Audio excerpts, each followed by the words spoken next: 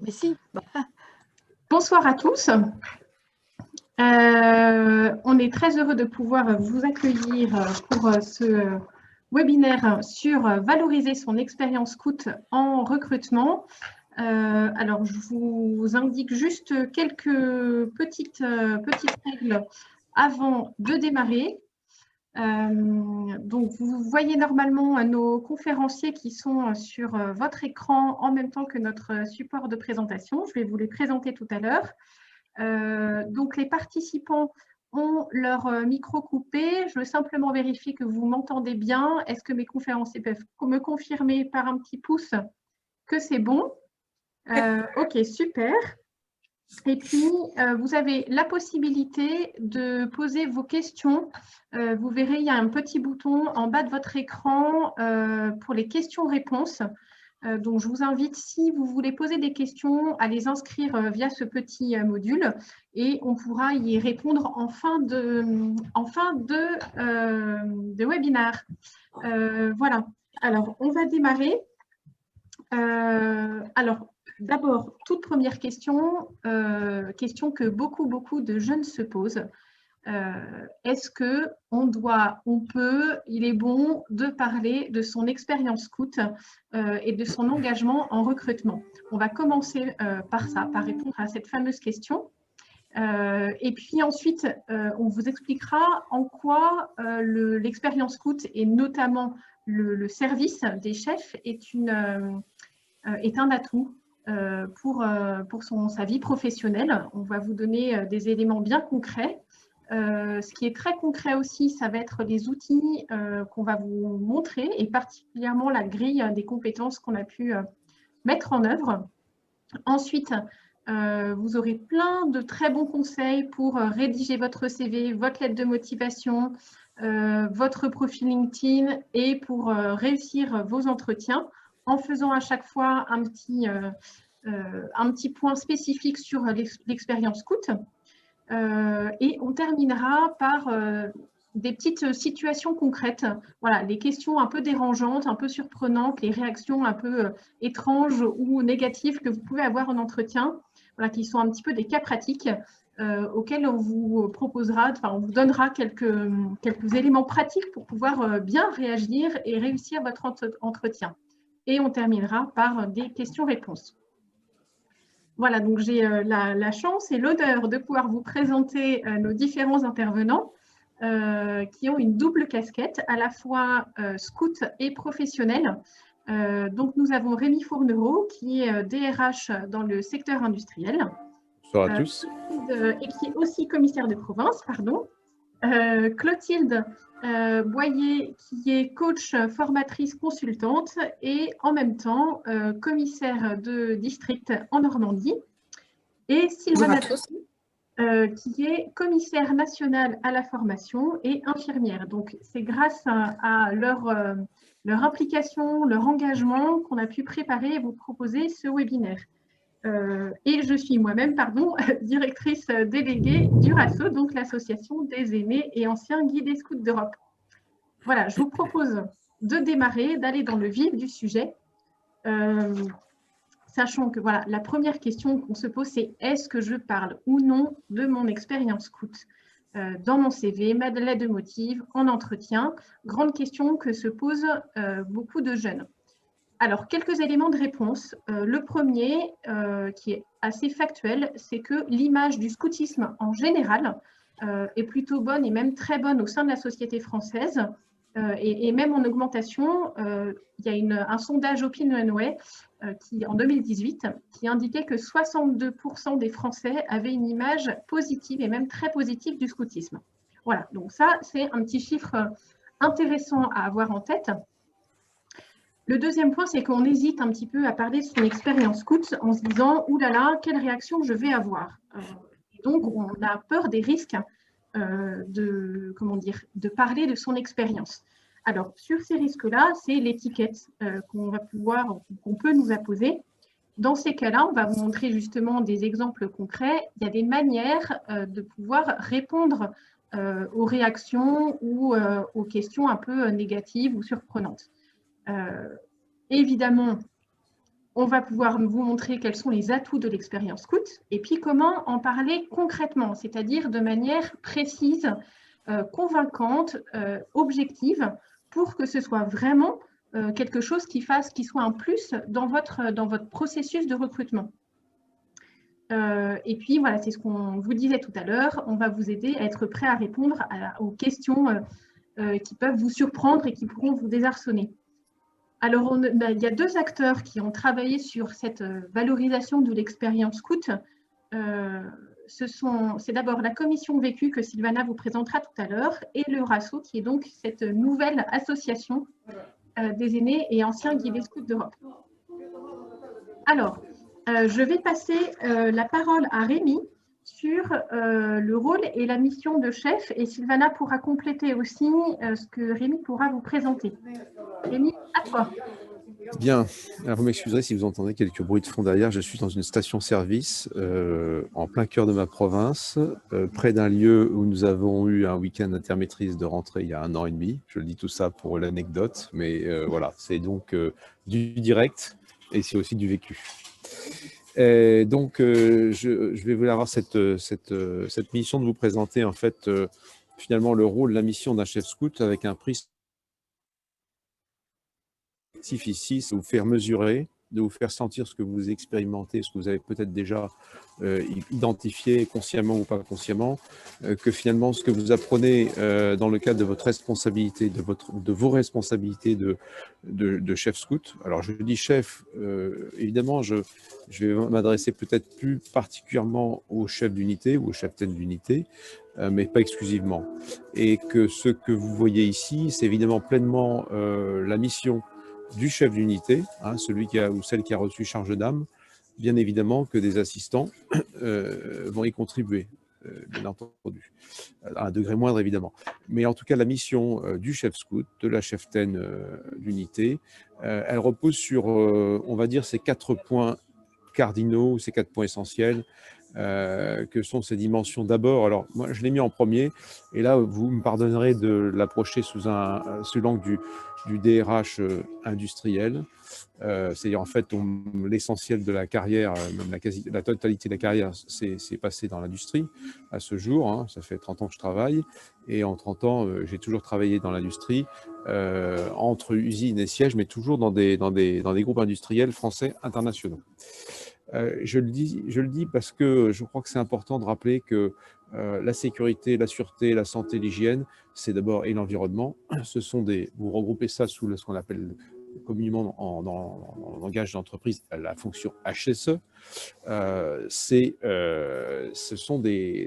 Comment dire, c'est une mission qui incombe au chef d'unité. Ensuite, la deuxième mission, c'est l'organisation et la conduite de projet. Bon, c'est vrai qu'organiser un camp, organiser une année, organiser une activité, vous voyez, c'est un rôle clé et c'est une des missions fondamentales du chef d'unité que d'organiser. Ensuite, le leadership. C'est vrai que le chef, c'est naturellement celui qui, j'allais dire, va animer, hein, en général, et surtout qui va décider. Donc à la fois savoir lancer un projet, une discussion, et puis savoir conclure. Et savoir trancher. Voilà. C'est le rôle de la pédagogie des conseils. Ce n'est pas celui qui décide tout seul. Enfin, la dernière dimension, et je crois qu'elle n'est pas négligeable non plus, c'est cette dimension à la fois de communication, parce que le chef, la cheftaine d'unité est en relation avec un certain nombre de parties prenantes externes à l'unité, hein, que sont les parents, les autorités en camp, gendarmerie, police, autorités municipales, etc. Et puis évidemment la hiérarchie du mouvement qui il doit rendre compte de... Voilà. Merci Rémi. Alors Sylvana, est-ce que tu veux compléter un petit peu la réponse de la présentation de Rémi? Alors oui, moi je dirais assez volontiers que ce qui me paraît le plus important de mettre en avant, ce que vous, chef scout, vous avez vraiment appris, c'est la capacité de mener un projet. C'est-à-dire que tout projet que vous avez, que ce soit un projet de trimestre, un projet, quand vous montez votre programme de trimestre, d'année, vous partez d'un objectif, vous vous fixez un objectif, que ce soit des objectifs techniques ou des objectifs j'allais dire, de valeur humaine ou d'efforts à développer.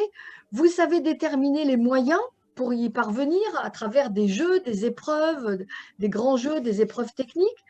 Vous savez ensuite évaluer lors de week-ends de compagnie, de troupes, lors de jeux, de grands jeux, de signatures d'épreuves.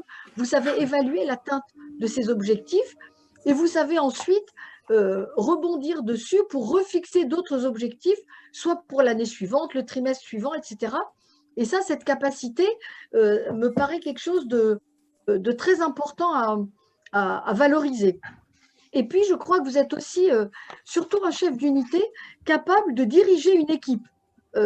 C'est-à-dire que chaque chef d'unité connaît ses assistants, ou cherche à les connaître, bien sûr, quand on démarre une année, mais cherche à connaître ses assistants et à leur fixer à chacun la mission qui leur conviendra le mieux, qui leur correspondra le mieux, et avec l'objectif, puisque le chef d'unité fait aussi grandir sa maîtrise et accompagne aussi les membres de sa maîtrise, ça permet, enfin voilà, faire monter en compétence les membres de sa maîtrise. Alors ça, c'est essentiellement pour les chefs d'unité, comme disait Rémi. Pour des assistants, les tâches sont partielles, mais il y a quand même de grandes capacités que vous acquérez au cours de votre vie scout. Voilà, moi, ce sont les 2 points et voilà, que j'aurais aimé surtout mettre en avant. Merci Sylvana. Alors Rémi, on va continuer sur les atouts et les valeurs du scoutisme et les atouts qui sont justement valorisables en recrutement et pour trouver un stage ou un emploi.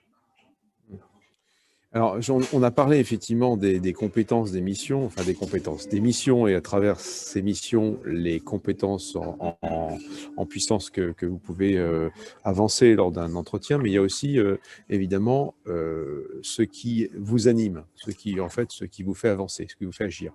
Et là, je pense qu'aujourd'hui, plus que jamais, on a besoin de faire confiance et dans l'entreprise, on doit faire confiance parce qu'au fond, si vous réfléchissez un tout petit peu, le moteur de l'économie, c'est la confiance. C'est-à-dire que s'il n'y a pas de confiance, il n'y a pas d'activité, il n'y a pas d'activité économique et tout s'arrête. Et donc, dans l'entreprise, si l'entreprise veut se développer, elle a besoin de gens en qui elle a confiance. L'entreprise, elle repose avant tout sur ses hommes. Elle ne repose pas sur ses machines, elle ne repose pas sur ses capitaux, elle repose sur ses hommes, ses femmes, sur les personnes. Et donc, ce qui est important, c'est que le futur collaborateur, il ait le sens de l'engagement et des responsabilités. On peut compter sur lui, on peut lui faire confiance. On peut lui faire confiance parce qu'il y a une loyauté. C'est-à-dire qu'en fin de compte, il va jouer collectif. Hein. Il va jouer dans le sens du groupe, pas de manière individualiste. Hein. Comme trop souvent, aujourd'hui, on peut le regretter. C'est que parfois, les gens jouent perso. Voilà. Je crois aussi que l'attention aux autres, savoir repérer celui qui ne va pas bien, celui qui a besoin des autres, celui qui a besoin d'aide, hein, capacité à créer du lien, de l'enthousiasme, je pense que ça fait partie de notre référentiel de valeurs. Et puis aussi un point important, dans le scoutisme, on apprend quoi? On apprend la sobriété, le fait qu'on sait faire avec peu de moyens. Faire un camp, se recréer du confort avec au départ peu de moyens, en se débrouillant comme on peut, finalement, ce sont des valeurs qu'on retrouve beaucoup dans toute activité, chez tout scout ou guide. Voilà. Enfin, je dirais, tracer la route. Hein. On dit si la route te manque, fais-la. Mais c'est vrai que voilà, se projeter, il y a des obstacles, et on va les passer et puis en avant. Et ça, je pense que ça fait partie des choses que vous êtes capable de démontrer dans un entretien. Merci beaucoup Rémi. Alors, petite question qui a été posée. Je précise que ce webinaire sera disponible en replay sur le site du RASSO, j'espère dès demain. Normalement, ça devrait être bon demain. Donc voilà, il pourra être vu et revu sans problème. Alors, on va passer maintenant justement à l'outil que nous sommes heureux de pouvoir vous présenter, qui est la grille d'auto-évaluation des compétences pour les chefs 10. Et avant cela, voilà, j'aimerais que Sylvana puisse nous présenter la commission vécue qui était vraiment à l'origine de cette grille. Oui, donc ça fait à peu près 4 ans. En tout cas, il y a eu d'autres projets auparavant où on s'était bien rendu compte qu'il fallait aider les chefs à valoriser leur expérience scout. Malheureusement, des projets qu'on n'a pas réussi à mener à bout. Et là, donc il y a 4 ans, on a remonté cette commission, valorisation de l'expérience des chefs d'unité, avec Rémi, qui était déjà commissaire de province, et François Belmont-Estor, qui était commissaire de province des Yvelines, qui ont mené ce projet sous la responsabilité du commissariat à la formation et qui ont fait travailler également des chefs, réfléchir des chefs et des chefs d'unité pour écrire cette grille et pour essayer de traduire. Le but, c'était vraiment de traduire les compétences scouts en compétences professionnelles, utilisables dans le monde, enfin valorisables dans le monde du travail. Donc voilà, cette commission a bien avancé, mené ses travaux. Il y a eu également des réactions des commissaires de province pour enrichir un peu.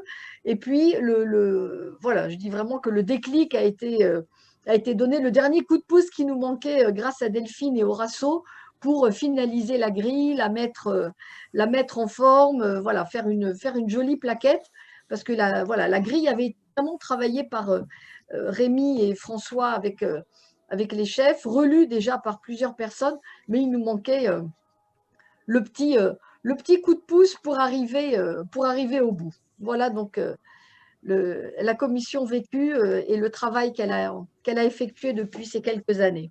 Merci Sylvana. Rémi, est-ce que tu veux préciser peut-être un petit peu la méthode pour arriver à cette grille d'évaluation ?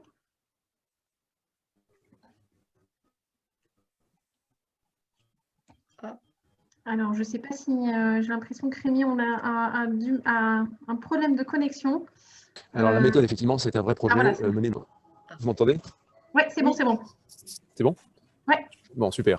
Oui, ce que je disais, c'est que c'est vraiment un projet que nous avons mené de manière professionnelle. Alors, tout d'abord, en fait, en s'appuyant sur 2 provinces. Alors, il se trouve que c'était facile, c'était celle de François et la mienne. C'était plus facile pour nous. Enfin, je n'étais pas encore commissaire de province à l'époque, j'étais qu'adjoint, mais justement, j'avais un peu plus de temps à consacrer à ce projet qui m'enthousiasmait parce que c'est mon métier d'être travailler avec lors d'un week-end de province pour la province Cœur de France. On a réuni les chefs TED, assistants, chefs d'unité en groupe de travail. On a fait une dizaine de groupes de travail et à partir du cadre qu'on avait fixé, qui reprenait en fait les 4 points clés que j'ai exposés tout à l'heure sur hygiène, sécurité, animation, organisation et relations extérieures. En fait, on les a fait travailler en prenant des sous-thèmes que vous trouvez sur le document qui apparaît sur la slide en bas à droite.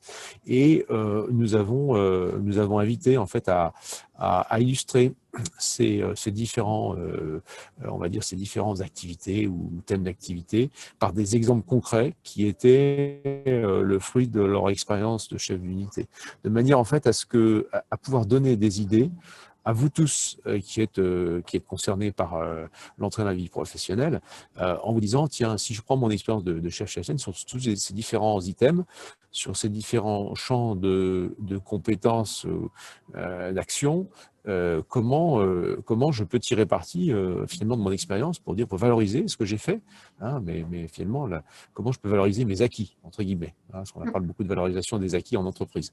Alors, c'était ça la démarche. Et donc, on a fait le travail dans un premier temps avec la province Cœur de France, qui a abouti à une ébauche, à un contenu qu'on a affiné un peu. On a retravaillé avec la province Yvelines, alors là, sur un groupe de travail, non pas plusieurs, parce que les groupes de travail qu'on a fait avec Cœur de France, c'était des groupes de travail pendant 1 heure, ils planchaient, ensuite il y avait une restitution. Je demandais à chaque fois à un chef et une cheftaine ensemble de restituer, donc faire un petit travail d'équipe, à la fois dire on fait un travail d'analyse, on fait un travail de synthèse, on est capable de présenter. Je dis voilà, vous êtes confronté à ce que vous vivrez dans votre vie professionnelle, donc on va essayer de le mener comme ça. Et puis avec la province civile, c'était un groupe de travail d'une douzaine de chefs et cheftaines, plutôt chefs que cheftaines. D'ailleurs malheureusement il y avait qu'une cheftaine qui était là, mais peu importe. Et donc on a retravaillé, on a affiné, ça nous a permis d'avoir cette ébauche un peu, on va dire, quasi définitive, qu'ensuite le Horacio nous a vraiment bien aidé parce que moi je butais devant une difficulté qui est de dire maintenant qu'on a fait ça, comment on met ça en forme, comment on présente ça, comment entre guillemets je vais prendre du jargon professionnel, on market le projet, le produit, mais finalement c'était un peu ça l'objectif. Voilà. Donc voilà comment on est arrivé à cette théorie. Oui. Et donc, cette fameuse grille, qui donc maintenant est devenue une petite plaquette, est déjà téléchargeable sur le site du RASO. On vous montrera ça.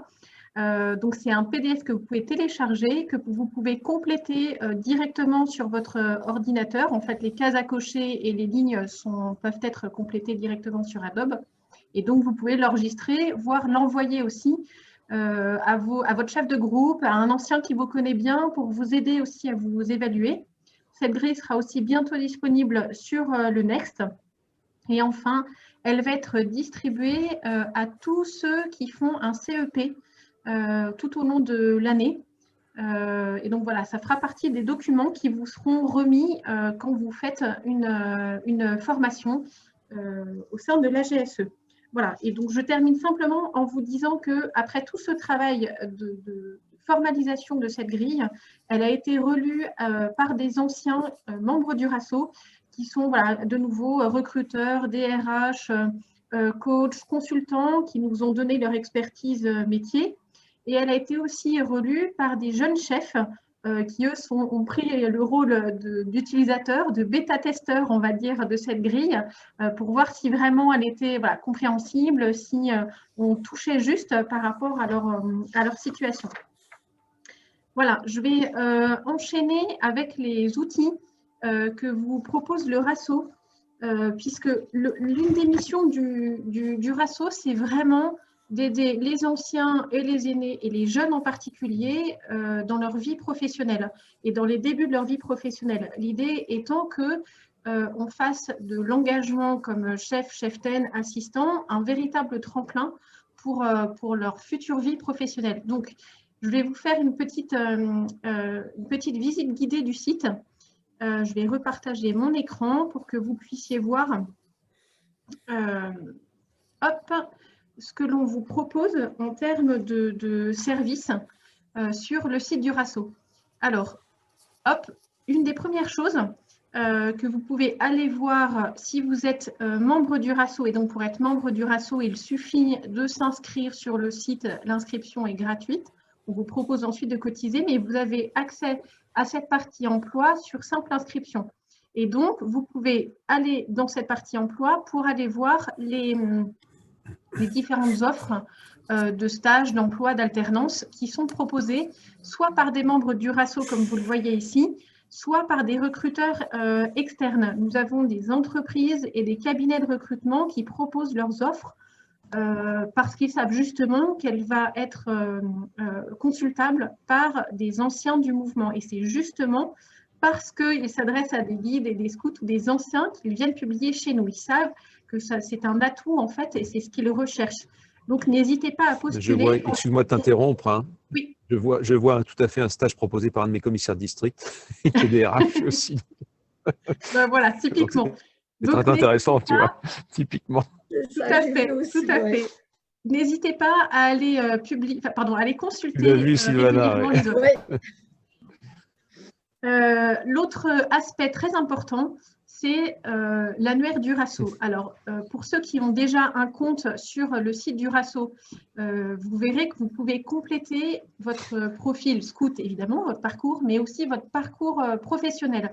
C'est un peu comme sur LinkedIn, vous pouvez télécharger votre CV et mettre les différents postes que vous avez eus ou les différentes expériences que vous avez pu avoir. Donc, c'est important de bien compléter votre profil, comme sur LinkedIn, pour que des recruteurs puissent aussi mieux vous connaître et voir vous contacter. Je prends exemple sur un profil qui est bien complet. Alors, on voit justement le parcours professionnel qui est indiqué, ainsi que les compétences professionnelles, les diplômes. Et ce qui est intéressant, ce que je vous invite à faire, évidemment, c'est de mettre une photo comme sur n'importe quel autre réseau social et de mettre une présentation. Si vous êtes en recherche de stage ou d'emploi, n'hésitez pas à le mettre dans votre présentation et à l'indiquer ici. Autre intérêt de l'annuaire, c'est justement de pouvoir aller chercher des anciens. Alors, vous avez plein de façons d'aller les chercher, mais notamment en fonction des fonctions professionnelles ou des compétences professionnelles. L'intérêt, c'est de pouvoir contacter un ancien parce que vous cherchez des conseils, vous cherchez à pouvoir échanger avec quelqu'un dans un secteur particulier, une entreprise particulière, un métier particulier. Et donc, vous pouvez tout à fait faire une recherche avancée comme ça dans l'annuaire du RASSO pour rentrer en contact avec des anciens. Vous pouvez ensuite les contacter. Vous avez une petite enveloppe à côté du profil des anciens quand vous êtes connecté qui vous permettent de lui envoyer un message. Et donc, n'hésitez pas. Le principe de cette communauté du RASO, c'est justement de s'aider les uns les autres. Et je suis certaine que les anciens seront prêts à répondre à vos questions, à avoir un échange téléphonique si vous le voulez, pour peu que vous le fassiez de manière courtoise, ce dont je ne doute pas. Et quand vous le faites, pensez juste à bien remercier la personne qui vous a répondu et qui a pu vous aider. Alors, autre aide sur le site du RASO, vous avez un certain nombre d'articles, on en publie assez régulièrement, sur la vie professionnelle, qui sont autant de conseils, d'articles inspirants, de portraits d'anciens aussi qui ont un parcours professionnel intéressant. Voilà, c'est vraiment des articles qui sont faits par des anciens bénévoles, dont Clotilde fait partie justement, et qui vous permettent, je pense, de vous aider, d'être accompagné dans les débuts de votre vie professionnelle. Donc, n'hésitez pas à les consulter aussi. Et enfin, vous avez, alors, soit dans la partie vie professionnelle, voilà, valorise ton expérience, soit dans le coin des aînés, toujours valorise ton expérience scout, une page qui est vraiment dédiée à la valorisation de l'expérience scout des chefs, cheftaines et assistants. Donc, c'est là où vous trouverez justement la grille à télécharger. Donc, vous cliquez dessus, il faut simplement être connecté pour pouvoir la télécharger. Et voilà, elle a cette tête-là. Vous avez le mode d'emploi, vous avez la grille en dessous. Et une fois que vous l'avez enregistrée en PDF sur votre ordinateur, vous pouvez la compléter. Sur cette page-là, vous avez un accès de nouveau à la partie emploi du RASO. Vous avez un petit article assez intéressant sur les 10 bonnes raisons d'embaucher un scout, qui est un article de Forbes qui avait très bien marché et qui avait été repris par toute la presse économique. Et enfin, vous avez un renvoi vers des articles du RASO, les articles Vie Pro.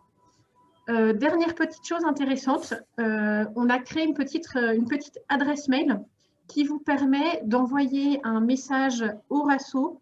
Vous pouvez poser vos questions, vous pouvez demander des conseils et on a un petit groupe d'anciens dont Rémi fait des anciens qui sont dans les ressources humaines et qui seront prêts à répondre à vos questions. Et au fur et à mesure, on alimentera une fois vos questions sur le site du RASO pour que les réponses apportées puissent aussi servir aux autres au fur et à mesure. Voilà. Donc, c'est une page qui va vivre petit à petit. On va y ajouter d'autres outils, d'autres contenus pour vous aider à valoriser votre expérience.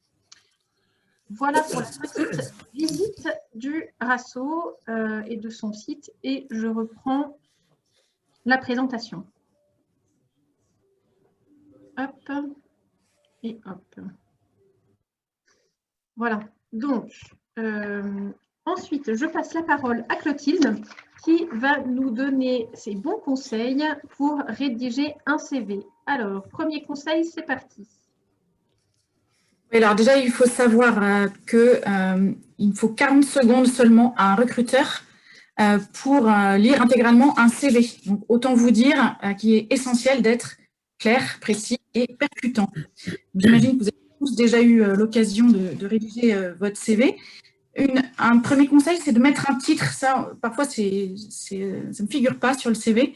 C'est pourtant important de présenter quel est votre objectif professionnel ou votre fonction actuelle. Et puis en dessous, ce que j'appelle la baseline, c'est vos principaux atouts. Par exemple, on pourrait avoir en titre ingénieur en informatique et en dessous, spécialisation en cybersécurité, 3 ans d'expérience dans une ONG, bilingue anglais, par exemple. Voilà, en quelques mots, on peut déjà vous situer. Conseil numéro 2, ce sont les contenus évidemment incontournables que vous devez faire figurer dans votre CV, qui je suis, votre présentation, y compris vos informations administratives pour vous contacter. Et évidemment, je le redis, même si ça paraît une évidence, on évite les adresses mail du type chouchou@free.fr ou ce genre de choses qui ne font pas très sérieux. On précise aussi d'où on vient, donc son cursus, ce que vous savez faire, vos compétences, et puis prouver ce que vous savez faire par votre expérience et en indiquant des résultats. Plus vous êtes précis, mieux c'est. Troisième conseil, Donc, c'est vraiment important que votre CV, même s'il a une trame bien sûr qui est commune, soit adapté à chaque candidature, donc à l'entreprise que vous visez, mais aussi au poste que vous visez. Et donc, pour cela, un bon moyen, c'est de décrypter les annonces, si vous répondez à une annonce ou une offre d'emploi, en retirant les mots-clés principaux et les réutiliser dans votre CV pour montrer ce qui concorde avec votre parcours. Reprenez également le vocabulaire qui est utilisé par une entreprise sur son site internet. Enfin, il faut savoir que la plupart des recruteurs maintenant utilisent des logiciels, mais Rémi va nous confirmer peut-être, des logiciels qui se basent sur quelques mots-clés et qui permettent une première sélection de CV via l'informatique. Donc voilà, ça peut être un moyen d'être laissé sur le haut du panier. Alors, 4e conseil, c'est sur la forme, évidemment. Un CV, normalement, ça doit tenir en 1 page. Alors, sauf que si vous avez déjà une cinquantaine d'années, une quarantaine d'années, où, bien sûr, on accueille volontiers à 1,5 pages, 2 pages. Voilà. En tout cas, c'est important que la forme soit claire, précise, aérée, organisée et en même temps dynamique. Et puis, 5e conseil, un CV cohérent et personnalisé, mais pas trop. Donc ça, trouver le juste équilibre entre sérieux, mais pas trop fun non plus, et qui donne envie de vous rencontrer. Voilà, accorder le ton à votre fonction et puis à votre personnalité. Donc en tout cas, un bon conseil aussi pour votre CV, c'est de le faire relire en fait, par votre entourage avant de l'envoyer à les candidatures pour avoir un premier feedback. Quant à votre expérience coûte qui doit figurer sur votre CV, sachez que vous ne mettez pas ni en loisir ni en centre d'intérêt. Hein, c'est plutôt considéré comme une activité extra-scolaire, extra-professionnelle. Et parlez, on l'a vu tout à l'heure, de vos responsabilités en termes de compétences et d'expérience. Soyez le plus précis et factuel possible. Donc, quand vous parlez de votre fonction, par exemple, de chef d'unité de troupe, alors ce n'est pas la peine de prendre du jargon scout qui ne va pas forcément être très, très compréhensible par tout le monde. C'est pour ça que c'est important de choisir le bon vocabulaire, mais vous parlez d'encadrement de jeunes et vous précisez combien de jeunes, de quelle tranche d'âge, combien de temps, et les tâches que vous avez endossées, les missions que vous avez menées avec les résultats obtenus. Voilà. Première petite slide sur le CV. Alors, la deuxième sur la lettre de motivation. Alors, je ne vous apprends rien. Un CV, souvent, doit être joint d'une lettre de motivation. Et ça existe encore. Hein. Il y a des endroits où ce n'est plus nécessaire, mais il y a encore beaucoup d'entreprises qui la réclament. Alors, le double objectif de la lettre de motivation, c'est d'une part de montrer l'adéquation de votre parcours et de votre personnalité avec l'offre, et d'autre part, de prouver votre motivation, puisque la finalité de votre lettre, c'est évidemment de décrocher un entretien. Donc, son contenu va différer selon le contexte, hein, puisqu'on peut avoir des lettres de motivation qui sont en réponse à une offre d'emploi ou pour une candidature spontanée ou parce que vous joignez votre CV pour une recommandation auprès de quelqu'un. Donc, ça n'aura pas tout à fait le même contenu. Alors, votre challenge, eh bien, c'est de rédiger en 1 page votre lettre pour convaincre en 12 secondes. Donc, une lettre, encore une fois, claire, courte, précise et percutante. Et renseignez-vous bien sur l'entreprise. C'est important qu'elle soit adaptée à la fonction et à l'entreprise que vous visez. Elle se doit d'être accompagnée aussi d'un court mail qui résume pourquoi vous et pourquoi, quelle est votre demande, hein, pour que ça ne parte pas non plus dans les mails aux oubliettes, avec un titre à votre mail pour pas que ça n'arrive dans les spams. Hein, c'est des choses, des détails, mais qui sont importants. 3e conseil. C'est le plan, le contenu de la lettre de motivation doit contenir, en fait, il y a 3 grandes étapes. Vous, c'est-à-dire l'entreprise, moi, c'est-à-dire le candidat, et nous, c'est-à-dire ensemble, ce qu'on peut imaginer à plusieurs. Et moi, je vous recommande fortement d'y joindre en tout début de lettre une accroche personnalisée qui va retenir l'attention du recruteur parce qu'il en reçoit énormément. Si vous êtes uniquement dans du copier-coller d'une lettre de motivation type sur Google, ce ne sera pas forcément très pertinent. et d'être proactif, c'est-à-dire éviter des formulations finales du type dans l'attente de votre appel. Non, c'est vous qui êtes moteur. Donc, je me permettrai de vous appeler pour prendre rendez-vous pour un entretien où vous êtes sûr qu'il va y avoir une suite à cette candidature. Quatrième conseil, la lettre de motivation, ce n'est pas une redite du CV.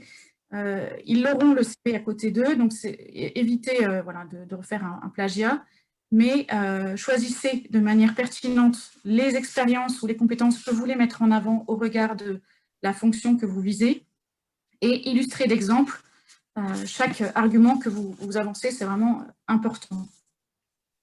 Cinquième conseil, soyez vous-même, n'essayez pas d'endosser des arguments, des rédactions qui ne vous correspondent pas, ça se verra à un moment ou à un autre. Voilà, alors si on regarde l'expérience scout, là aussi, choisissez dans votre expérience les compétences acquises qui seront les plus en adéquation avec celles recherchées pour le poste visé. Et c'est celle-là que vous allez peut-être indiquer dans votre lettre de motivation. Vous pouvez également vous servir des valeurs du scoutisme et de voir si, par exemple, sur un site internet, souvent est présenté le projet de l'entreprise et les qu'elle porte.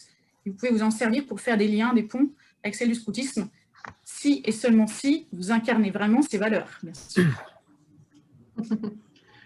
Merci Clotilde. Voilà. Alors, on continue avec le profil LinkedIn en précisant que, en fait, sur le RASO, les conseils donnés par Clotilde pour LinkedIn seront les mêmes, en fait, et vous pouvez appliquer ces conseils-là sur votre profil sur le site du RASO également. Oui, tout à fait. Alors, LinkedIn, il faut savoir que c'est le réseau professionnel de référence le plus utilisé. Donc, c'est vraiment un réflexe pour tous les recruteurs et les professionnels d'aller voir si vous avez un profil, d'aller voir qui vous êtes, quel est votre cursus, votre parcours. Et j'en profite pour préciser que c'est le cas aussi pour les autres réseaux sociaux de type Facebook et compagnie. Donc, je vous recommande fortement de faire attention à ne pas trop poster de photos compromettantes sur vos réseaux sociaux, parce que ça fait mauvaise image pour un futur candidat.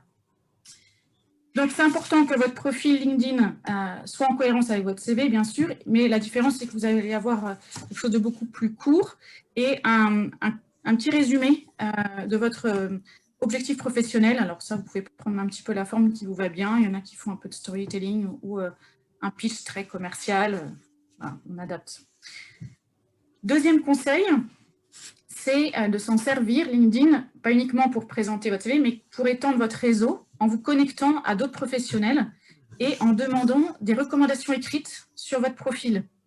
Vous allez voir qu'à la fin du profil LinkedIn, on vous propose, selon vos compétences, de faire rédiger par d'autres des recommandations sur vous.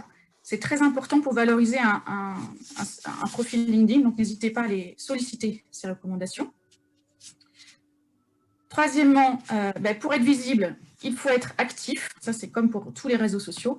Donc, allez poster, partager, commenter des articles que vous voyez, utiliser les hashtags et les arrobas pour faire remonter votre profil dans les moteurs de recherche. Ça, c'est important aussi. Quatrième conseil, appartenir à des groupes LinkedIn. Vous allez voir que, exactement comme pour Facebook, pour ceux qui ne connaissent pas, il y a des groupes professionnels un peu par thématique.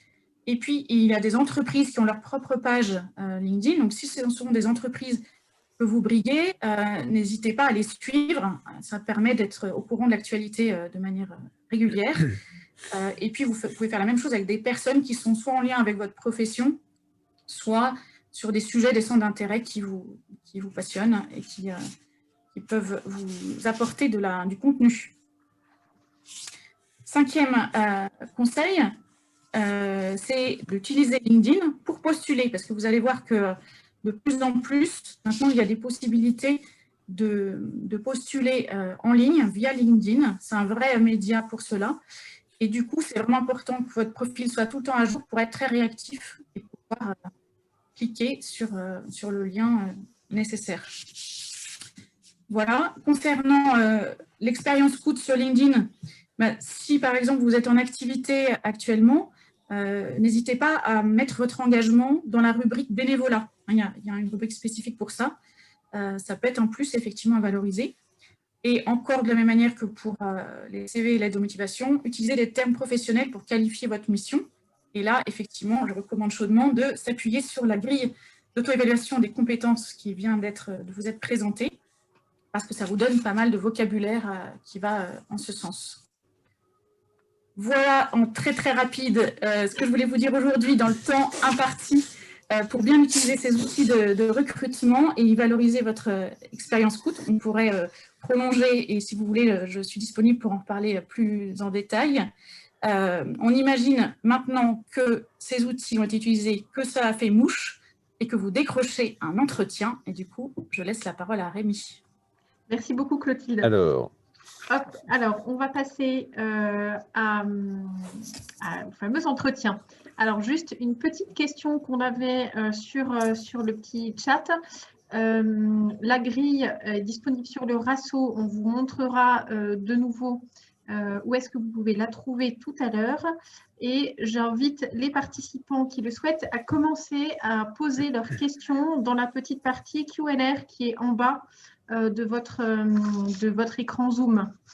Et je laisse la parole à Rémi.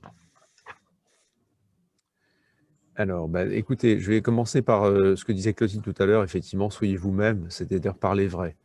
Ce n'est pas la peine de se raconter une histoire en disant « il faut que je raconte l'histoire qui va faire que l'entreprise va me retenir comme candidat parce qu'elle va trouver que je corresponds à ce qu'elle est ».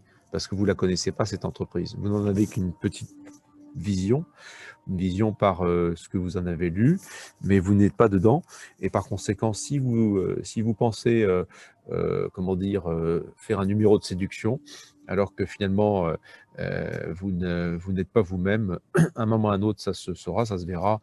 Et en fait, la désillusion sera, on va dire, dommageable pour vous, parce que finalement, vous serez trompé de direction. Donc, mieux vaut, j'allais dire, rester dans la vérité de ce que nous sommes, de ce que je suis.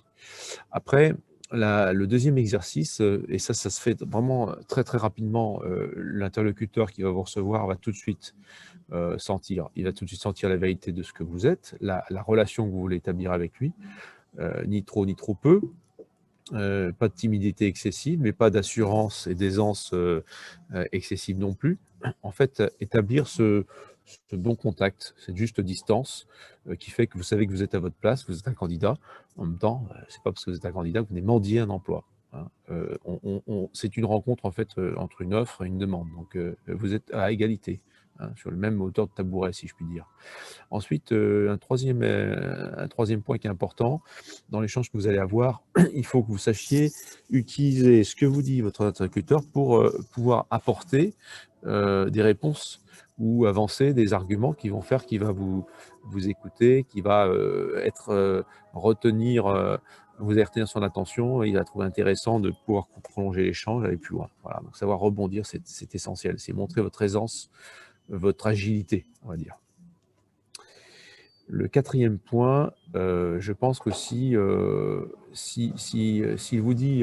vous présente l'entreprise, mais que vous n'avez pas de questions, l'impression qu'il peut avoir, c'est que finalement, bon, vous êtes ici par politesse, vous n'avez pas forcément un grand intérêt pour l'entreprise, et finalement, bon, quel est vraiment l'intérêt? Alors que si vous montrez que vous avez des questions, que vous voulez en savoir plus, que vous voulez creuser, que vous êtes curieux, et que ça se voit par les questions que vous posez, là, vous éveillez aussi son intérêt, son attention pour aller plus loin. Et puis, je dirais, en fait, ça, c'est essentiel parce que qu'on soit retenu ou pas retenu, l'important, c'est « et après ». Est-ce que je m'en tiens à ce qu'on s'est dit, oh, très bien, merci, au revoir monsieur, au revoir madame, ou est-ce que je montre que finalement, si je suis motivé, alors il s'y passe quoi après, quoi, hein, voilà, on se revoit quand, on se parle quand, comment on procède, voilà, toujours garder en fait le contact. Voilà. Et puis, alors, ce que je ne dis pas ici, mais que j'aurais pu ajouter, c'est toujours savoir remercier un interlocuteur qui vous a reçu par une petite lettre qui suit assez rapidement l'entretien, mais qui montre à la fois votre intérêt, votre enthousiasme, ce que vous avez noté comme point clé pour montrer que vous êtes capable de synthétiser ce que vous avez compris du poste de l'entreprise. Voilà, ça c'est aussi un point important, c'est garder la trace de votre passage, le sillage. Et puis alors, attends, je vais déplacer ta photo, voilà, la vision là. Oui, je pense que aussi dans l'entretien, hein, c'est comme dans toutes ces étapes qu'évoquait Clotilde, hein, c'est que votre expérience scout, elle est essentielle. Hein. C'est pas un loisir, c'est pas une activité professionnelle, c'est vraiment un engagement. Et l'engagement, c'est important. Quand on s'engage dans l'entreprise, bah, finalement, l'entreprise elle compte sur vous. Et donc, si elle vous s'est engagée, ça sera en fait un point clé pour vous, un point fort. C'est une responsabilité à la fois qui est formatrice pour les autres, mais formatrice aussi pour vous, hein, parce qu'on apprend toujours. En fait, je pense qu'il faut retenir un point, c'est qu'on n'a jamais fini d'apprendre et toute notre vie, on apprend. Et donc, cette responsabilité, déjà, vous met en situation d'apprendre et il faut que votre futur éventuel employeur le sache. Une façon aussi de le présenter, c'est de dire que c'est une école de formation humaine, une école de vie. En fait, vous mesurez ce que c'est que la vie, ce que sont les relations, ce que c'est qu'une société, la patrouille, la troupe, la compagnie, le feu. C'est un cadre de vie, c'est une micro-société et on retrouve toutes les espèces de caractères, de personnalités et on apprend à vivre les uns avec les autres. Donc c'est en fait un lieu de sociabilité. Et puis aussi, je pense qu'il est important de le dire, que c'est un lieu aussi d'amitié durable. Alors, je pense qu'à 22, 25 ans, vous pouvez commencer, même si c'est encore tôt, mais à dire que finalement, c'est là où vous faites des vrais amis, quoi. Hein, parce qu'on vit des choses qui sont fortes, qui sont intenses, qui parfois sont exigeantes, difficiles, hein, et montrer que dans les difficultés, on peut compter sur vous. Hein, voilà. Très bien, voilà. Merci beaucoup Rémi. Alors, on va passer, alors non pas aux questions qui fâchent, mais aux questions un peu dérangeantes. Vous pouvez vous retrouver en entretien avec un recruteur qui peut avoir voilà, une question un peu provocatrice ou une réaction un peu négative, s'arrêter sur les a priori un peu courants qu'on peut avoir sur le scoutisme. Et donc, voilà, on va aborder un petit peu ces questions-là. Rémi va y répondre. Alors, ayez bien en tête, simplement, avant qu'on arrive à ces questions-là, de nouveau que voilà, 62% des Français ont une bonne image du scoutisme et que c'est en augmentation. Donc ça, faut juste avoir aussi ce petit élément en tête. Et puis, de bien réfléchir en fait aux risques réels que vous prenez. Donc ça, c'est à vous de choisir, c'est à chacun de choisir en conscience s'il veut présenter ou non son expérience. S'il présente son expérience de scoutisme, il faut être capable d'en parler et ça, la grille peut vous y aider.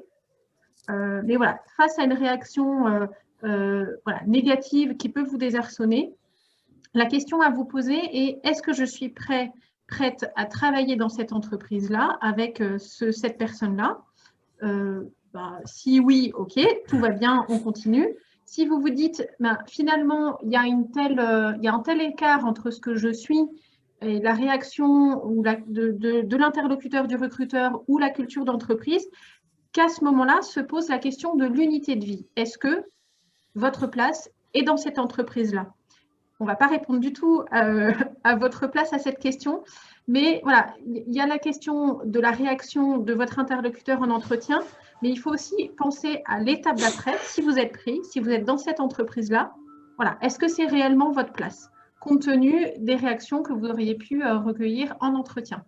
Voilà, petit aparté, on y va sur les questions dérangeantes, avec la première que l'on retrouve très très souvent. Alors, entre les scouts, le scoutisme, c'est un truc de militaire, de tradi. On peut avoir d'autres adjectifs, on a un petit peu de tout, hein, de facho, de tout ce que vous voulez.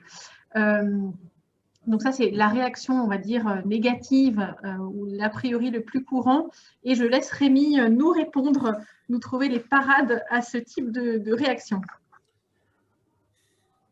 Alors, comme je vous le disais tout à l'heure, il faut savoir rebondir en entretien. On vous dit « Ah, les scouts, mais c'est un truc de... Ouais, c'est un peu militariste. Hein. » Ben justement, rebondissez.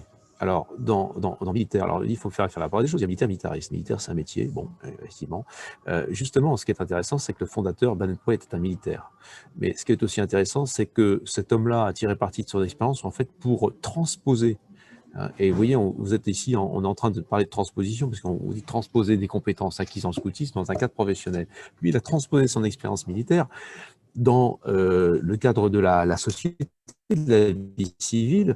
Alors, je ne sais plus s'il était retourné à la vie civile, mais en tout cas, il était rentré en Angleterre, il était rentré à Londres, et là, il avait observé que les jeunes étaient désœuvrés. Et il s'est dit, bah tiens, justement, je vais utiliser ce que j'ai expérimenté à Mafking avec ces jeunes que je renvoyais comme éclaireurs en disant, je vais leur proposer cette activité, ce mode de vie, de relation. Donc ça, je crois que c'est un point clé, s'appuyer sur un point fondamental qui est l'expérience de BP, de BP, qui est finalement le fondateur auquel tout le monde doit se référer. Hein. Et puis, je pense aussi, alors le deuxième point, c'est sur l'uniforme. Oui, vous êtes uniforme, marchez ou pas, etc. En fait, l'uniforme, c'est quoi? C'est une tenue adaptée, une tenue sobre. Hein. Puis c'est vrai que c'est important de montrer qu'on a tous la même tenue parce que si chacun vient avec ses vêtements, alors il y a les riches, les pauvres, ceux qui ont plein d'argent, ceux qui n'en ont pas, etc. Et le scoutisme, en fait, c'est ouvert à tous. Alors voilà, ça, c'est aussi une façon de dire, vous voyez, je montre que j'ai une ouverture, on va dire, aux autres, une attention aux autres. Voilà. Ce qu'on appelle le mythe de la tradition ou le tradi, le côté tradi.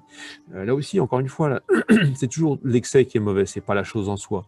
Et je pense que parler de la tradition comme en fait un ancrage dans des valeurs, des us et coutumes, des habitudes qui sont liées à une culture, etc. Tout groupe suscite cette culture. Vous l'avez dans le sport, vous l'avez n'importe où. Donc, savoir dire que c'est un appui. Hein.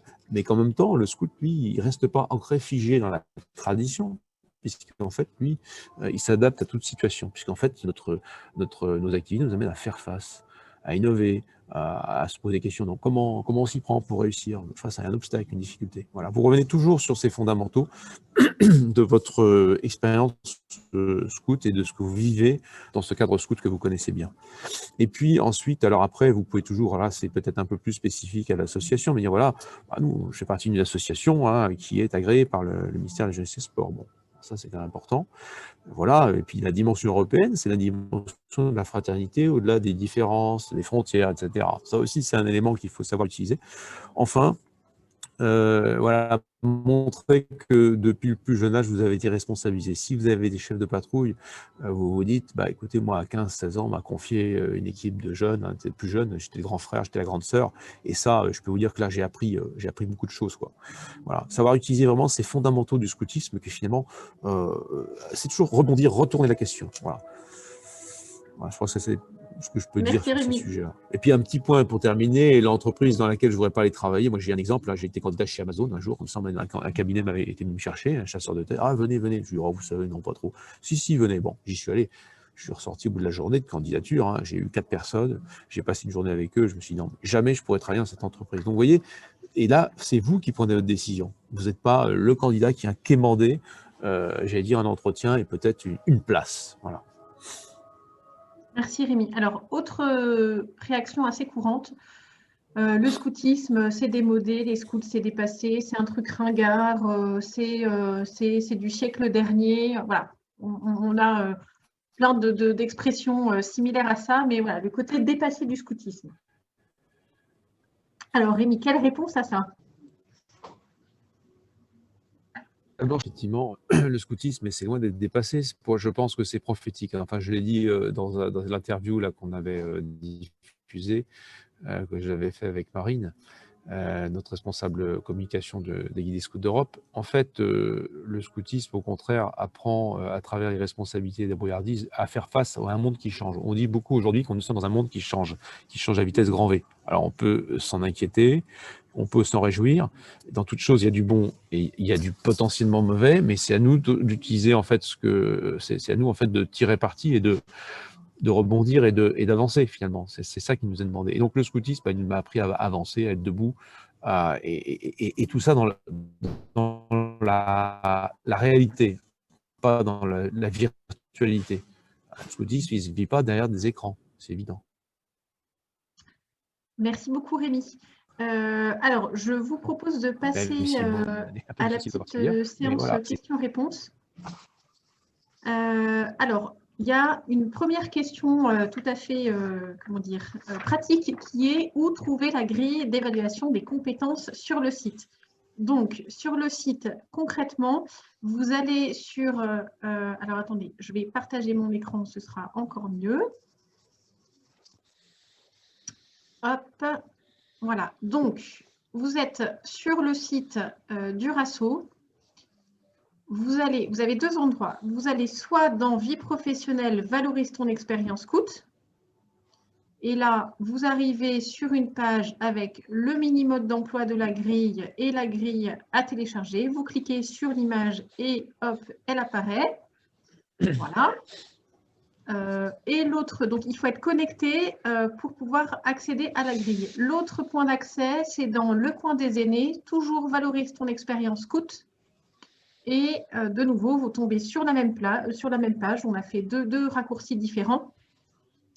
Et donc, vous tombez de nouveau sur la grille. Et donc, petit rappel, cette grille sera aussi disponible dans quelques jours sur le Next et elle sera distribuée en CEP et en CNAMCO, donc à tous ceux qui se forment au fur et à mesure.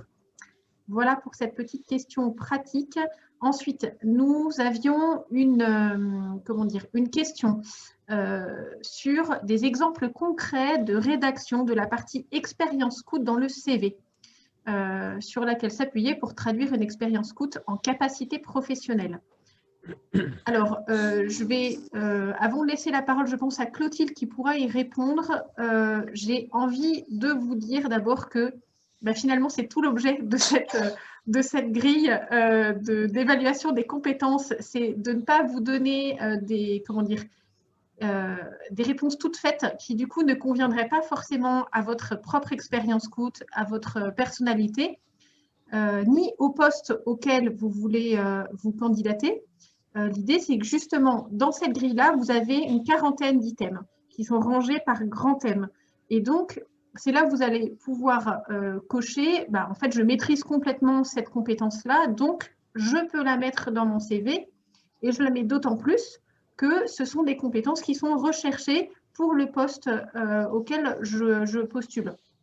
Donc, si on vous donne des exemples tout faits, ça risque de faire comme les lettres de motivation dont vous parlez, Clotilde, que l'on copie-colle sur Google ou d'autres sites.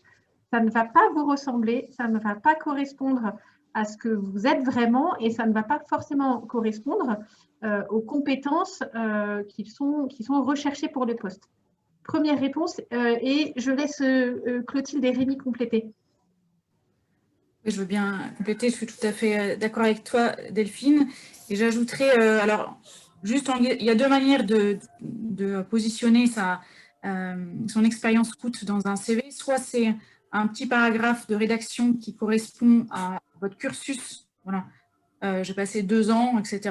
Vous allez le détailler. Soit ce sont juste des mots qui correspondent aux compétences que vous avez acquises grâce au scoutisme. Donc pour les compétences, effectivement, je vous invite à reprendre la grille et à voir celles qui vous correspondent le mieux. Pour la manière de rédiger votre expérience, ça peut être un paragraphe du style 2 ans comme responsable d'encadrement de 25 jeunes de 8 à 12 ans, comprenant par exemple la planification, conception, planification et gestion organisationnelle d'activités pédagogique collective avec suivi individuel du développement personnel de chaque jeune. Vous voyez ce genre de termes qui sont vrais, qui correspondent à la réalité des choses, mais qui sont formulés de manière plus professionnelle que de parler d'une meute ou d'une clairière, ça ne dira rien du tout à personne. Voilà, ce genre d'exemple, mais ça, voilà, on pourrait en reparler de manière individuelle plutôt que ce soir, parce que c'est un peu du cas par cas. Rémi, tu voulais compléter aussi ? Oui, peut-être sur 2 points. Le premier point, c'est que en fait, aussi, vous pouvez faire référence au fait que vous êtes, vous avez une responsabilité dans une association, dans une organisation. Vous n'êtes pas tout seul. C'est-à-dire que vous n'êtes pas. Alors évidemment, ça parle peut-être plus pour des chefs d'entreprise ou des DRH de groupes industriels ou de grands groupes avec des organisations matricielles où vous avez, j'allais dire, des fonctions, vous avez des opérations. Mais je pense que le fait de dire que vous êtes capable de travailler à la fois, vous avez des assistants, vous pouvez avoir des chefs de patrouille, vous avez un supérieur hiérarchique, le chef de groupe, voire des assistants de branche qui sont à votre service. Vous voyez, cette capacité aussi à travailler dans un environnement complexe. C'est une dimension importante. Et la deuxième chose que je voulais dire, c'est par rapport à la grille, moi, ce que je vous invite vivement à faire, on est évidemment à votre disposition pour vous aider à comprendre la grille, mais c'est de faire l'exercice de l'évaluation, de l'auto-évaluation, avec aussi alors on peut l'appeler référent, parrain, comme vous voulez, avec quelqu'un que vous connaissez, qui a un peu de maturité professionnelle et qui est susceptible de vous challenger sur votre auto-évaluation. Hein, de voir si, quand vous dites que vous êtes, j'allais dire, une compétence, on a mis 3-4 niveaux, je crois, dans la grille, de maîtrise de la compétence, de chaque compétence, savoir si votre évaluation à vous, elle est pertinente et si c'est la réalité, quoi. Est-ce que vous voyez plus mauvais que vous n'êtes ou est-ce que vous voulez meilleur que vous n'êtes? Vous voyez, c'est cet exercice-là. Parce que ça, finalement, c'est ce qu'on fait en entreprise en permanence. On passe son temps, enfin, chaque année à s'évaluer et à être évalué. Voilà, évaluer son travail, évidemment. Ok, merci beaucoup Rémi. Alors, autre question. Les scouts d'Europe n'ont-ils pas une connotation plus négative que les scouts de France ou les SUF? Je vous lis texto. Hein. C'est vu comme plus tradit et plus catho et plus strict? Non, point d'interrogation. Y a-t-il une page Scout d'Europe sur LinkedIn? Les sufflons, ce qui permet d'avoir le logo et la référence. Sinon, c'est top ce que vous nous donnez ce soir. Merci à vous. Merci pour ce message. Alors, première réponse, oui, il y a une page AGSE sur LinkedIn que vous pouvez suivre. Il y a également une page du RASO que vous pouvez suivre, ce qui vous permettra d'être tenu au courant des différents articles, portraits d'anciens, services et nouvelles, enfin webinaires, conférences, etc. qu'on vous propose au fur et à mesure. Ça, c'était les points sur LinkedIn. Rémi, peut-être, ou Sylvana, je vous laisse répondre sur la partie, Oui. voilà, la connotation négative des scouts d'Europe et notamment par rapport à d'autres mouvements. Alors, moi, je voudrais dire, et puis Sylvana complétera, je pense que cette question-là, elle a peut-être plus cours dans des milieux, on va dire, autorisés, familiaux scoutisme, qui connaissent les différences, les nuances entre les différents scoutismes, comme on connaît les nuances entre les différentes formes de fromage, chèvre, brebis, etc., si vous voulez, pour faire une image un peu marketing. Après, je pense qu'au-delà de ça, un employeur qui n'est pas forcément familier du scoutisme, il sait ce que c'est que le scoutisme, il n'a pas forcément une vision plus précise que ça. Voilà. Bon, après, effectivement, on peut, mais c'est là aussi votre capacité à... Alors moi, ce que je voulais vous dire tout à l'heure par rapport à ça, la question dérangeante, elle peut être dérangeante dans le simple souhait d'en savoir un peu plus sur votre motivation et votre capacité de ne pas vous laisser ébranler. Hein. Une question d'un recruteur, souvent une question... il y a des questions qui visent à déstabiliser, ou en tout cas à voir si vous êtes dans l'adversité, face à une question difficile, vous décomposez, vous êtes commencé à... ou au contraire, vous ne laissez pas déstabiliser, puis vous répondez, j'allais dire du tac au tac, avec comment dire, intelligence, voilà. Voilà, ça c'est un point important. Soyez pas dupes. Merci Rémi. Voilà. Sylvana, tu veux compléter peut-être ou... Bon, je crois que Rémi a bien dit. Il me semble que pour les personnes qui ne connaissent pas le détail des mouvements, on parle de scoutisme et voilà, ça fait la référence à la débrouillardise, la responsabilité, tout ce qu'on a évoqué ce soir. Maintenant, je pense que les personnes, me semble-t-il, qui poseraient la question, c'est qu'ils connaissent déjà un petit peu. Et si jamais ils nous disent, voilà, vous êtes catho, vous êtes tradit, alors là, c'est justement, est-ce qu'on connaît un peu la personne qu'on a en face de soi en entretien? Est-ce qu'on est capable de lui dire, oui, c'est un mouvement catholique, mais qui est ouvert à tous? C'est pour ça que c'est aussi important de connaître un peu notre projet éducatif, savoir ce qu'il y a dedans pour pouvoir y répondre. Oui, on est un mouvement catholique, mais on est ouvert à tous. Et puis, les questions dérangeantes, Delphine les objections, Sylvana, là, les a bien présentées tout à l'heure. Bon, après, c'est plus des questions pour Rémi, voilà, qui sait, est-ce que vous allez vraiment titiller les candidats, à savoir dans quel... Oui, on peut titiller un candidat. Moi, ça m'est arrivé de le faire, mais justement pour voir comment le candidat réagissait. Et celui qui va essayer de vous déstabiliser, ce n'est pas forcément celui qui vous veut du mal. Il veut voir si vous êtes à l'aise. Oui. Il veut voir si vous êtes à l'aise, si vous ne laissez pas déstabiliser, si vous tenez votre monture et que vous allez droit au but. Voilà. Et je dirais même, effectivement, nous sommes un mouvement catholique et nous sommes ouverts, et pas mais. Parce que je pense que dans le mais, tout est dans la... Non, mais c'est vrai, c'est important, le trait d'union. Montrer qu'en fait, il n'y a pas de contradiction.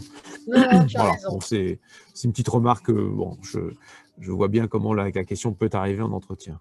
Donc, vous ne laissez pas impressionner, n'ayez pas peur. Comme disait mon pape Jean-Paul II, n'ayez pas peur. Merci beaucoup. Alors, autre question. que peut-on concrètement valoriser sur 1 an de CP pour un CV de candidature dans les études supérieures? Alors voilà, là, on parle des chefs de patrouille. Oui. Sylvana, peut-être tu peux commencer à Oui. répondre et Rémi compléter ensuite. Oui, alors pour moi, un CP, c'est un chef qui a presque les mêmes responsabilités qu'un chef d'unité parce qu'il a charge d'âme. Alors ça, évidemment, on ne le dit sans doute pas à un recruteur, mais nous, on sait ce que ça veut dire. C'est-à-dire qu'il a la responsabilité entière d'un groupe de 6 ou 7 jeunes filles ou jeunes garçons, un peu plus jeunes que lui, mais il prépare aussi son programme de patrouille pour une journée, pour un week-end. Il le présente à son chef, il a des projets, il a un programme à remplir, des horaires à tenir, un budget, un contact avec les parents, un suivi bien sûr sur le terrain en s'adaptant aussi aux imprévus, des comptes rendus à faire au retour, éventuellement répondre aux parents et surtout compte rendu à ses chefs.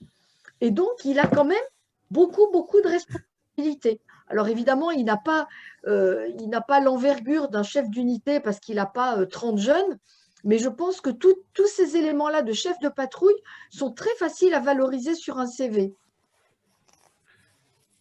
Oui. Rémi, tu veux compléter? Oui, non, mais je partage totalement ce qu'a dit Sylvana.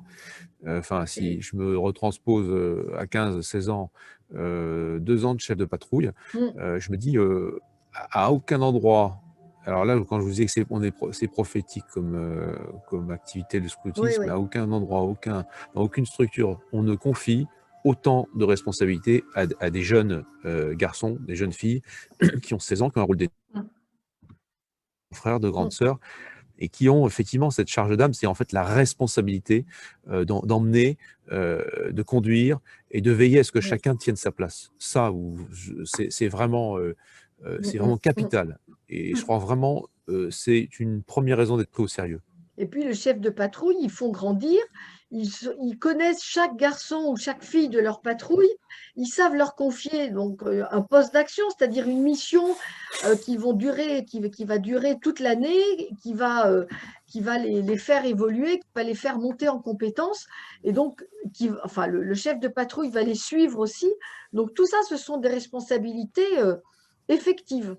Et en effet, exemple vécu parmi mes enfants, voilà, qui ont marqué le fait qu'ils étaient chefs de patrouille sur un CV. Et c'est vrai que ça marche. Ça marche. Merci Sylvana. Avant d'être chef de patrouille, c'est une fonction de chef voilà, pleine. Oui, tout à fait. Et donc, alors, après, pour indiquer concrètement quels sont les éléments que vous pouvez mettre dans votre CV, de nouveau, ce qui peut vous aider, c'est cette grille pour avoir les bonnes formulations, les bonnes compétences. Donc, faites l'exercice en tant que chef de patrouille de remplir cette grille. Elle peut aussi tout à fait s'adapter pour vous. Alors, vous ne cocherez certainement pas tout, mais je pense qu'il y a bien les 2/3 des compétences sur lesquelles vous pouvez déjà vous positionner. Et ensuite, en fonction des études supérieures que vous visez, vous sélectionnez celles qui vous paraissent les plus adaptées. Ce qui change, c'est le degré d'autonomie, mais c'est le degré d'autonomie qui change, mais finalement, les compétences sont déjà là, en devenir. Tout à fait. Alors, une question qui n'a pas tout à fait à voir avec notre sujet, c'est sur une question plus générale. Le but du RASO étant d'avoir la plus grande communauté possible, pourquoi ne pas ouvrir la communauté à d'autres mouvements, notamment les SUF? Alors, ce n'est pas une question pour le moment, puisque le RASO est vraiment l'association des aînés et anciens guides et scouts d'Europe. Je ne vous cache pas qu'on a un certain nombre de membres qui ont fait partie des deux mouvements, qui ont été un peu chez les uns, un peu chez les autres. Donc, en effet, il y a une forte proximité avec les SUF. Et je ne vous cache pas non plus que, notamment sur LinkedIn, on en parlait tout à l'heure, il y a aussi un certain nombre de SUF qui nous suivent. Ça, c'est vrai, c'est une réalité. Mais je pense que déjà là, avec les plusieurs milliers de membres que nous avons au sein du RASO, et donc c'est une communauté qui s'agrandit, n'hésitez pas, via l'annuaire, à aller contacter des anciens qui seront, je pense, très contents de pouvoir vous aider, de pouvoir vous conseiller. Donc voilà, c'est vraiment à ça que sert la communauté et l'annuaire voilà, dans son service pratique. Autre petite question pratique. Le PowerPoint de ce soir est-il disponible? Oui, nous le mettrons à disposition sur le site du RASO. Donc, j'espère demain, s'il n'y a pas trop de temps de montage, vous aurez à disposition cette vidéo en replay. Vous aurez également sur la même page la possibilité de télécharger le support de présentation en PDF. Nous vous indiquerons également le lien vers le téléchargement de la grille de compétences dont nous n'arrêtons pas de vous parler. Et enfin, on vous mettra la petite adresse mail dédiée, donc valoris-ton-service@lerasso.com. Et comme ça, vous pourrez continuer à nous poser vos questions qu'on redistribuera voilà, aux anciens qui sont prêts à y répondre. Je continue les questions. Alors, question très pratique sur les couleurs du logo de la GSE que l'un des participants se propose de mettre en noir et blanc. Je ferai la suggestion à la responsable comme de la GSE. Voilà, à elle de voir. Voilà. Écoutez, je pense qu'on a fait le tour des questions. Je vérifie, mais normalement, c'est tout bon. Voilà, on a parlé du replay, c'est bon. Écoutez, il me reste donc à vous remercier tous pour votre participation à ce webinaire du RASO. On est très heureux de pouvoir vous aider, de pouvoir vous apporter des conseils, des témoignages et des outils pour vous aider à valoriser cette expérience scout. Voilà. Tous les intervenants sont convaincus que ça représente un réel atout dans un processus de recrutement.